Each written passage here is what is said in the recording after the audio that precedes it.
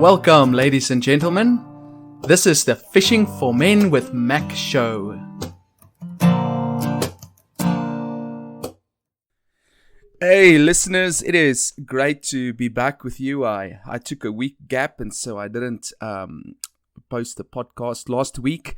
It's just been an intense year. It's been interesting times that we found ourselves in, and I just wanted to take a little bit of a Sabbath, and I hope that you are taking care of yourself as well, that you are taking some rest when you can feel that you are getting fed up. Whenever you get fed up with life and you sit back and you say, well, you know what, I don't know what's going on. I don't have energy for anything. I just don't feel I want to go out there and conquer the world. Then those are usually the moments that your mind, your body is telling you, listen, you need some rest. You need some Sabbath. There was some wisdom in the Old Testament, God, to say, look, every seventh day of the week, you've got to rest and clear your mind and not do too much. So we need that, especially in the days that we live like in the 21st century. I mean, it's very busy. It's very cutthroat. It's very, rat racy. And so anyways, I hope that you're doing well. And I thought today to do a podcast on a specific text that we find in the book of 1 Peter chapter 3 from verse 1 to 7. And I'm going to talk about that in the moment. But before I get there, I just want to say how this topic came about. I was asked a question recently, yesterday, about what is the difference between a practicing Christian and a non-practicing Christian. And it was quite interesting because some people say, well, a practicing Christian is somebody who goes to church. So it's somebody who is religious. I don't have that same idea. They say a non-practicing Christian, therefore, is somebody who doesn't go to church, but they do believe in Jesus, for example. I don't think that is the biblical idea of it. I think that's a social construct. That's something that people understand Christianity to be. For many people, Christianity is just about going to church. But yet, the Bible tells us a different story. I mean, first of all, we need to kick out of the door the word Christian because it's only found 3 times in the New Testament scriptures. And it's a word actually given to followers of Jesus by people who are not following Jesus. So I don't really like that term, but we can work around that. Yet the word disciple is found 294 times to refer to the people that are following Christ. And that's more of a good definition of what a real, shall we call it, Christian then is. A practicing Christian is somebody who follows Jesus every day. It's not a just go to church on Sunday deal. It's an everyday deal. It's about, I become like Him, I think like Him, I talk like Him, I do the things that Jesus would do. That is what it means to be a practicing Christian. So in my mind, a non-practicing Christian is somebody who says that he believes in Jesus, but he doesn't do what He says. And Jesus spoke about that in the book of Luke chapter 6 and verse 46, where He said, why do you call me Lord, Lord, but you don't do what I say? And there are many people in the world that actually call Jesus their Lord, but they don't do what He says. And what's even more interesting is that people don't even know what He says. And I think that frustrates God. I think it's very frustrating to call yourself a Christian, but not really to live that out. Not really, because, and not because, because you suddenly now become a bad person. Not at all. You are robbing yourself of the blessings that is in store for you when you actually do follow Jesus. So there are loads and loads and loads and loads and loads of Christians out there. I've been there as well myself, who say they are followers of Jesus, but they don't even do what He says. They don't do what His word says, and they don't even know what His word says. Let me give you an example. A few years ago, I did some counseling with a lady, and she was really struggling in a marriage. And she claimed to be a Christian, but she wasn't really a Christian. But she believed in Jesus, but she didn't go to church. She didn't read the words of Jesus. She didn't try to find out who God is. She just assumed, well, if she has to make a choice between being a Muslim and a Hindu, she's probably a Christian. She grew up in a Christian environment, so she would consider herself to be a Christian. Anyways, and so she was struggling with her marriage. Eventually, it reached a point where it seemed like her and her husband, they were going to break up, and that's going to be the end of their marriage. And then I received a call from the husband. Now, up to this point, I haven't spoken to the husband at all. I've never met him. I've never even shaken his hand. He called me, he said, please, could we meet up? He would like to talk to me. He hears that I've been providing some counseling for his wife. And in any case, we met at a local restaurant, and he started talking to me. Very nice guy, amazing guy. And he started talking to me about his marriage. And he said, look, I've tried everything in my marriage. I've tried everything to make it work. I mean, we've seen people before as well, and you could see he's just a very intellectual, very nice guy. And it almost looks like from a distance, how is it possible that these guys can't resolve their marriage? This guy was highly intelligent. He was an engineer, and he couldn't resolve his marriage. And so I asked him then a question. I said to him, are you a Christian? He said, yes, I'm a Christian. I said, okay, so do you read the Bible? And he says, well, not as often as I'd like to. Okay, so you're a Christian, but you don't read the Bible. So you say you follow Jesus, but you don't actually know what Jesus said. And I said to him, okay, so have you at all read all of the verses in the Bible of the God whom you profess to follow or worship? Have you read what your God says about marriage and how marriage should be done? And you know what his answer was? No, he hasn't. He hasn't even read one verse that talks about marriage in the Bible. But he told me just earlier, but he's done everything in his power. And I'm like, no, you haven't done everything in your power. In actual fact, the first thing that you should have done, you haven't done. Okay, so you say you've tried all kinds of different things. You claim to be a Christian, but you haven't even read what the Bible says about your particular issue. And this is, for me, phenomenal. As an evangelist, goes around talking to different types of people, meeting these non-practicing Christians, because that's, in a sense, what this guy was. He was a non-practicing Christian. What's interesting for me is that they claim to believe in the Bible. They claim to believe it's the Word of God. They claim to believe that this Bible talks about the true God of the universe. They have lots of problems in their lives. They've got financial problems sometimes. At other times, it's psychological problems. At other times, it's family problems. At other times, it's marital problems. At other times, it's interpersonal conflict issues. At other times, it's pornography or sexuality issues. And you know what? None of these people, so often, they don't even go and try and read what God says about their particular problem and their struggle. And that, for me, is striking. I'm a person who honestly believes that there are things written already 2,000 years ago through the pens of the great apostles, inspired by God Himself, that can change our lives practically as we live out our lives.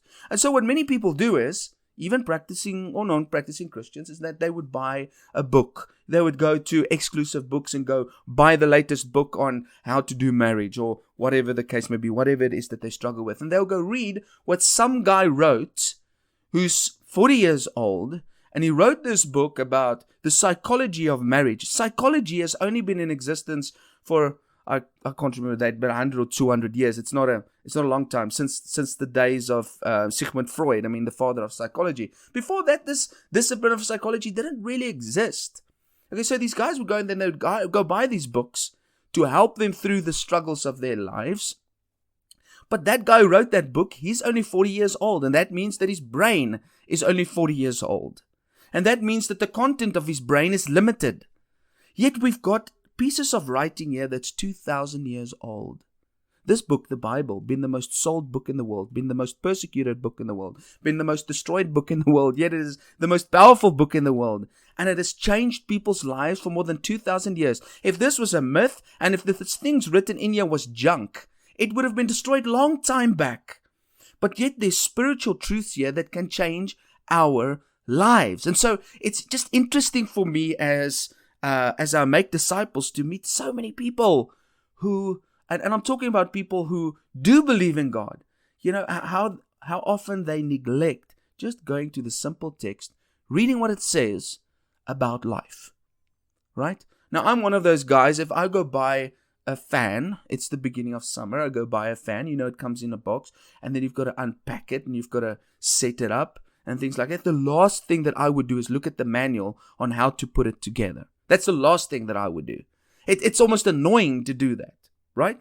I would try set up the fan by myself. But sometimes there's something, a fan is maybe a simple example, but sometimes when you put things together, you just can't figure it out. And then eventually you have to go to the manual. I believe that if God created us, and that if He created us with a purpose, and that He designed us, and He designed marriage, and He designed life on earth, then He would give us a manual on how to do it. And that is what we have in these scriptures. It is a manual. It helps us to know how to do it. And so today I want to give you an example of that. If you are married, you are planning on getting married, if you have been married and you have not figured out how it works, I want to read to you and just talk briefly about 7 verses excuse me, written by the great apostle Peter, basically the leader of the first century Christian movement, the disciples of Jesus. I think it's phenomenal to go and read what he says. I mean, you're talking about a guy here who made a phenomenal impact in this world where we live. You're talking about a guy who walked with Jesus. And you're talking about a guy who walked with Jesus and he was married. All right? So I think if we listen to what he says, I think he might have some ideas. His writings have been preserved for 2,000 years. This isn't stuff that was written 40 years ago, or 50 years ago, or 60 years ago. And this isn't the stuff of just a man's brain. This is the stuff that comes from a man who was inspired by the Holy Spirit, the Spirit of God, who walked with Jesus. Now, let's look at this. The text goes like this. He starts off with the wives. So he's got like 6 verses here dedicated to women and what they must do, to wives, what they must do. And then 1 verse dedicated to what a man must do. Now, there's a lot of talk around where people say, well, the Bible is patriarchal. And the feminist movements, obviously, they would climb into this and say, well, look at this. This is evidence that the biblical writers, they grew up in a different society and men were favored and they were more important and things like that. Yet, if that was true, wouldn't there be more verses dedicated to what a man must do than what a woman must do? Anyways, so let's talk about this. First of all, in verse 1, he says, wives in the same way, be submissive to your husbands, so that if any of them do not believe the word, they may be won over without words by the behavior of their wives. So there's a few things I just want to point out here. In the first instance, he's saying that wives need to be submissive to their husbands. And this is obviously where a lot of the women get upset. And a lot of the feminists would say, yeah, you see there. But it's because people misunderstand what the word submit means. When the word submit is used, it is the Greek word is hupotasso, which means that you place your priorities under the priorities of your husband. Okay? Here's the crux. Because he places his priorities under the priorities of Christ. I'm just going to repeat that again. That is what submit means. Submit means this. Ladies, you place your priorities under the priorities of your husband, because your husband is placing his priorities under the priorities of Christ. Now, let me explain that to you. The Bible tells us in the book of Ephesians, Paul also writes, and he says that husbands must love their wives as Christ loves the church. So what's the husband's role? What is his job? He needs to love his wife like Christ loved the church. And how did Christ love the church? Well, he gave himself up for her. He sacrificed himself on a cross for her. If your husband do that, if you're a lady listening to this, if you have a husband, okay, who sacrifices his life for you, he would die for you, wouldn't you do anything for him that he needs in that process? That is what submission is, ladies and gentlemen. Submission becomes so much easier, and this is for the men. Submission becomes so much easier for your wife when you submit to Christ, because you become an exceptional husband. And ladies have been designed, I believe this, I'm speaking from a biblical perspective. Ladies have been designed, as we see in the book of Genesis, to help their husbands lead, okay, and take responsibility for the family. So that's the first idea of submission. And often this is a problem in marriages because husbands don't submit to Christ. That's why it's very hard for their wives to submit to them. And when we come to people and we say to people, you know what, you need God in your marriage. People generally, they don't understand what that means. They've got no idea. What does that mean? Does it mean that we've got to go to church as a family? What does it mean? It doesn't mean that. It means that you obey Christ. That's what it means. When the husband and the wife start obeying Jesus in their marriage, that marriage cannot fail. It becomes exceptional.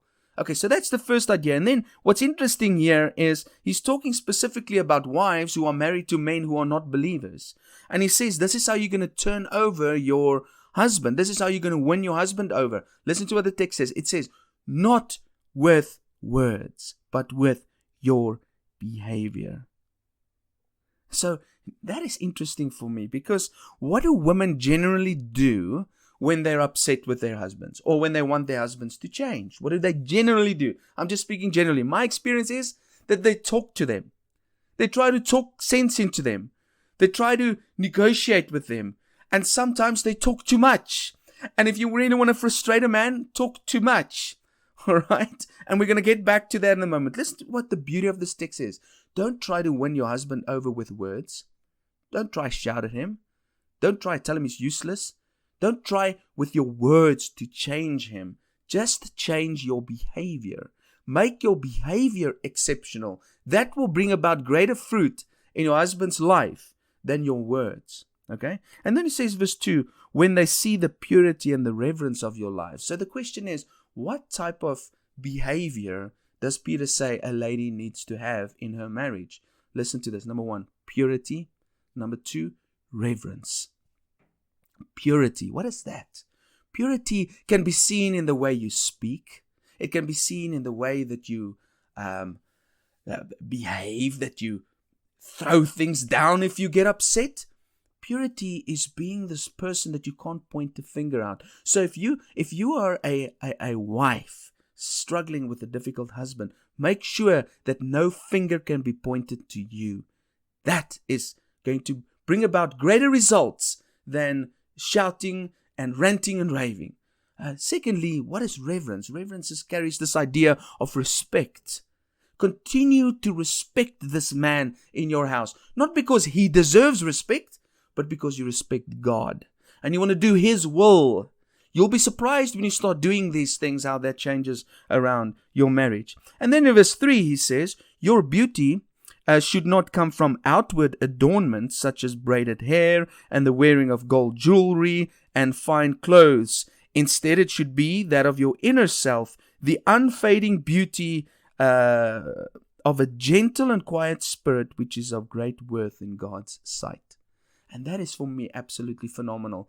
I think that there are loads and loads and loads and loads of wives out there who spend loads and loads and loads of money on their nails, on their hair, on their makeup, on their clothing, on their jewelry to make themselves beautiful. They spend so much money and so much time on what they look like on the outside.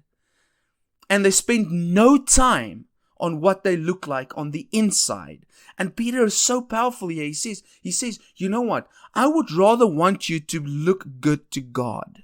It's much more valuable to look good to God because, and you guys, you and I know that beauty often is only skin deep. I've met some of the most gorgeous women in my life that are the most ugliest people inside. Look at what the text says. It says, what is the type of beauty? The inner self, the unfading beauty of a gentle and a quiet spirit. What this text is saying, a woman that God finds beautiful is a woman that is gentle and has a quiet spirit. That's what God finds beautiful. You can be you got the most amazing nails and hair, but you are not gentle. You are not quiet. And I've got to be honest with you, and I might be biased, but you know what? I really appreciate a woman that is gentle, because a woman has been designed to be soft. And I'd like her character to be in line with her creation. A gentle and a quiet spirit.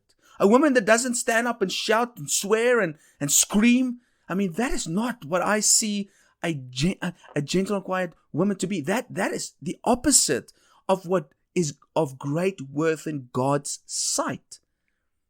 Right? And I think that must be tremendous torture for a godly man to have a wife that is aggressive, always shouting, always screaming.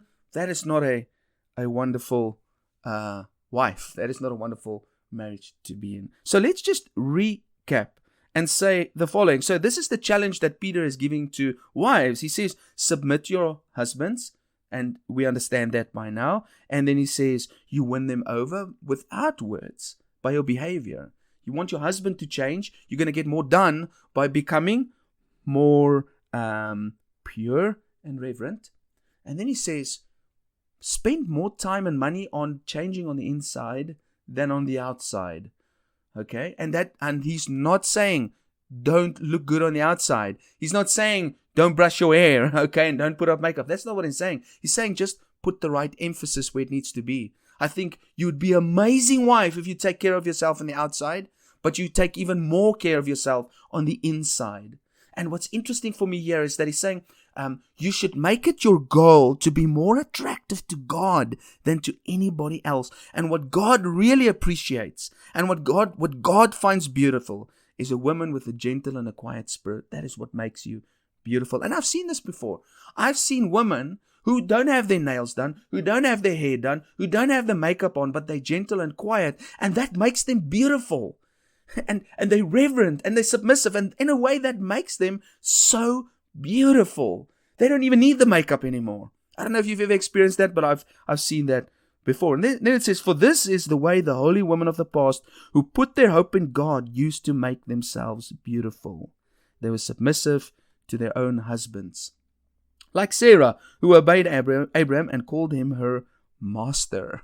Okay, and this might be a little bit patriarchal, but I mean, Sarah was an exceptional example of being so respectful of her husband. But then again, she had an amazing husband, and I think that's what most women's battle are today, is that there's just some bad men out there and some bad husbands, and sometimes I've been that as well. And then the text says, you are her daughters if you do what is right and do not give way to fear. Okay, so ladies, you are off the hook now. We're going to go to the men, and there's only one verse for the men. And let me tell you this at the outside, it's even worse for the men. Okay, it's even worse for you. Listen to this. Husbands, in the same way, be considerate as you live with your wives. What does that mean? In the same way. In the same way. What do you mean the same way? Okay. In the same way as a woman must treat you, so you must also treat your wives. Isn't that interesting? Right? There needs to be mutual respect. There needs to be mutual gentility. There needs to be mutual purity. It's not only the wives that must be pure. In actual fact, Peter is saying here, all the things that I just told the wives to do, in the same way the man needs to do that as well. And then he says, be considerate as you live with your wives. And to be honest with you, this is one of the things that I think most men struggle with. They don't consider their wives when they spend money. They don't consider their wives when they get outbursts of anger. They don't consider their wives when they make decisions for the family.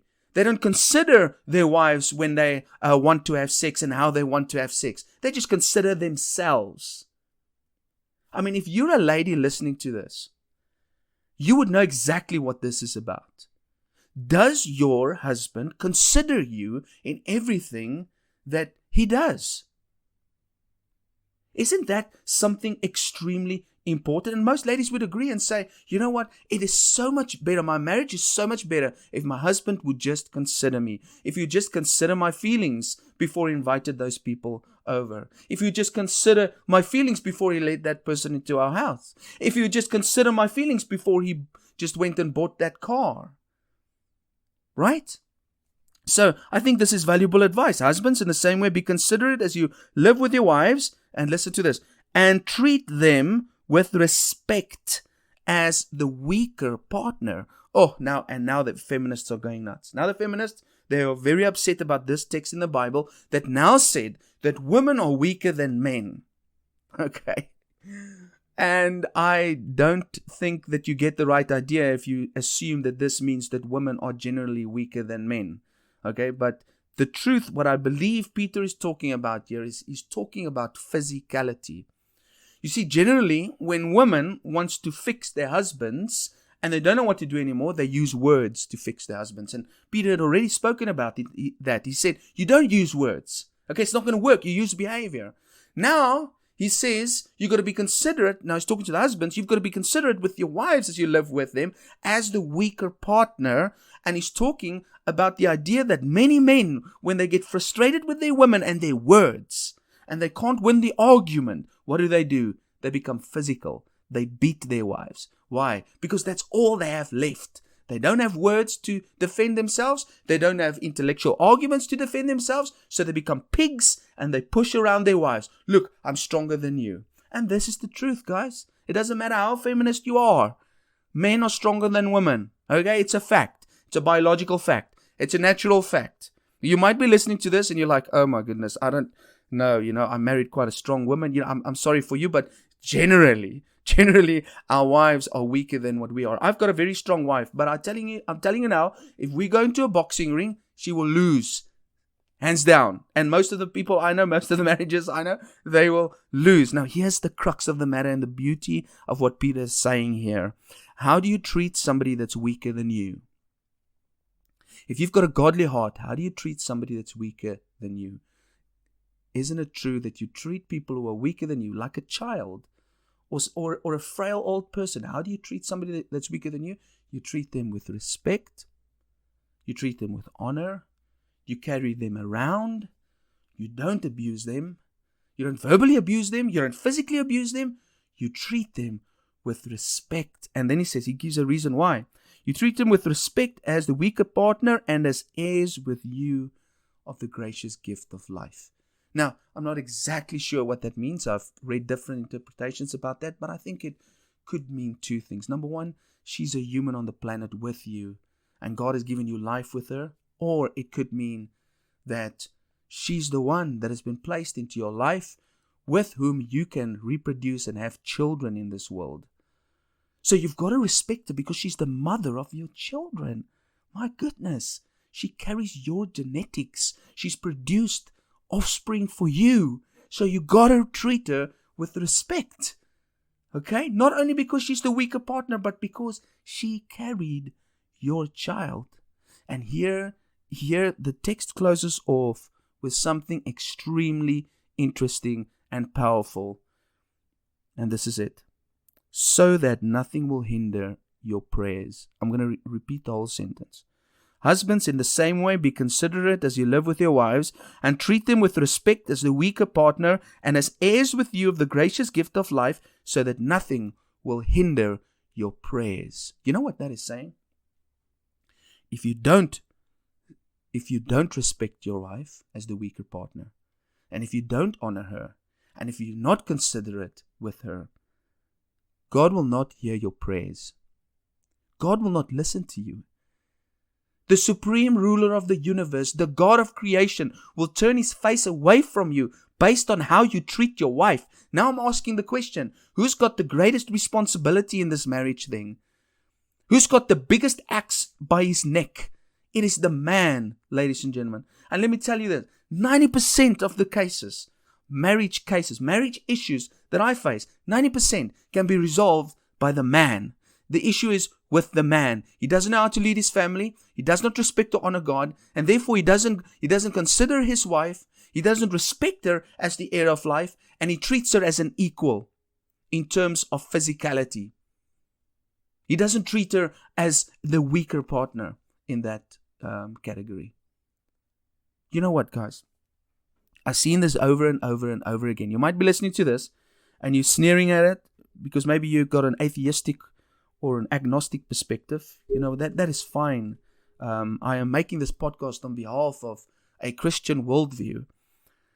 If you go and you take these verses, 1 Peter chapter 3 verse 1 to 7, and you are married, and I'm willing to bet my life on this.